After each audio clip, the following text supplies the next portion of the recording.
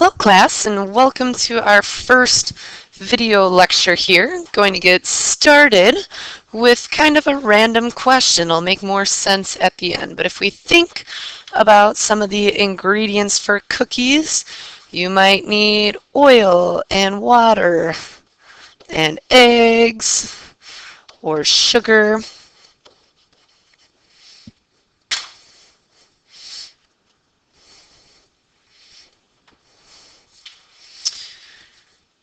So the three building blocks of geometry are points, lines, and planes. A point is the most basic building block of geometry. We define it by a dot. The properties are that it has no size. If you took a ruler to it and tried to measure it, it would really have no size. So we name this. You could either call a point something like point A, or you could just use a capital letter A.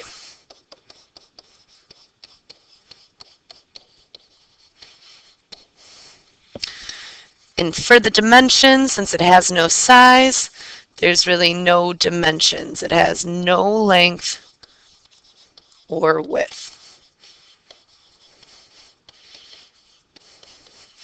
And just like we saw in our geometry sketchpad, a point is just a dot, and we label it with a capital letter. So there's point A.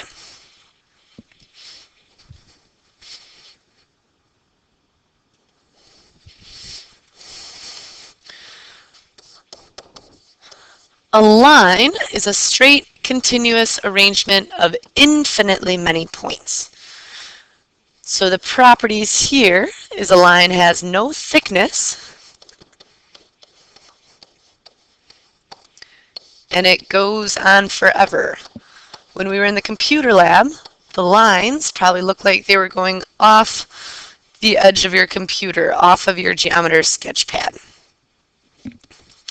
In order to name a line, we use two capital letters.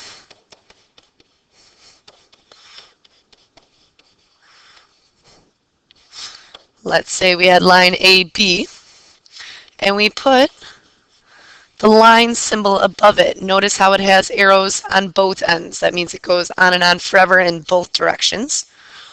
Or, as you saw in your investigations, you could name a line or a line segment with a lowercase letter, like the letter J. So for the dimensions, it just has one dimension.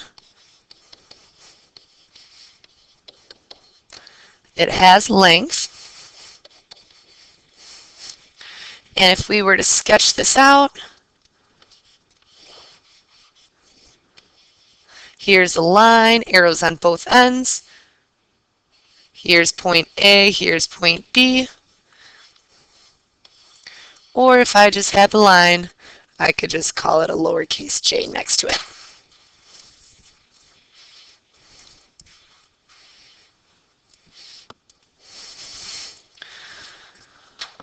A plane has length and width,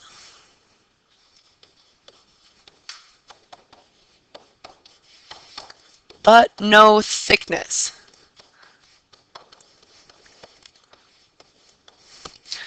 The best way to think about a plane is like a sheet of paper.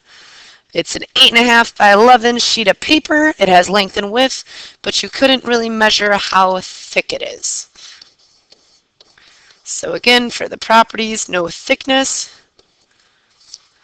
For the name, you could call it plane P if there's just one point on there.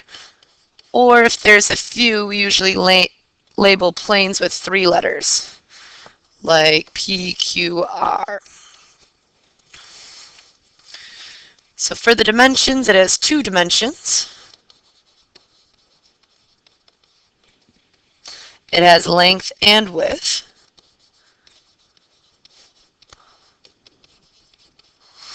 And if we were to sketch it out,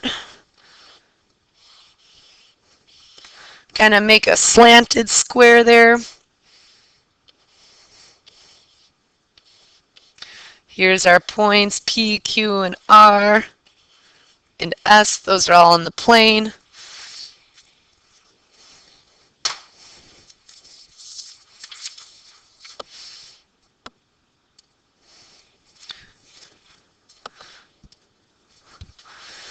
So identify examples of points, lines, and planes in these pictures. Here we have SpongeBob. So a point is just a dot.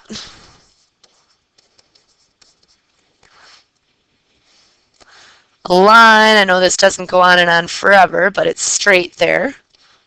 This is more of a line segment that we'll get to later. And a plane is going to be this flat surface here.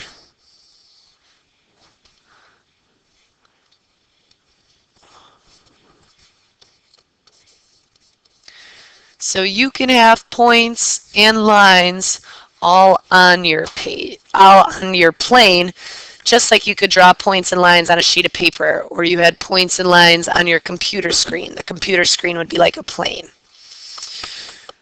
If we look at the house, again, here's kind of the flat part of the roof, the chimneys on the plane. You could say this doorknob is the point, since it's just a dot.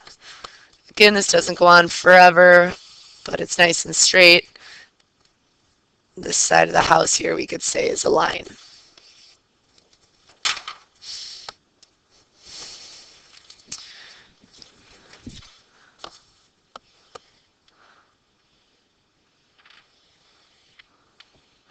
Okay, so now if we think about a classroom, identify examples of points, lines, and planes within the classroom.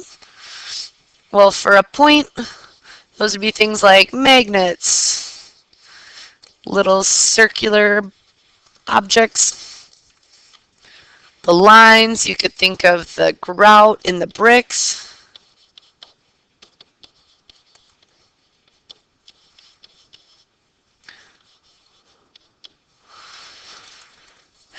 And for the plane, you could think about the ceiling or the walls. All of those are flat surfaces.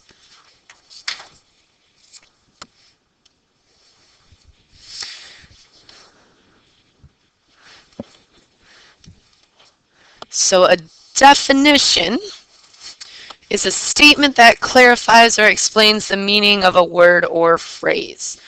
However, it's impossible to define point, line, and plane without using any words or phrases that themselves need definition.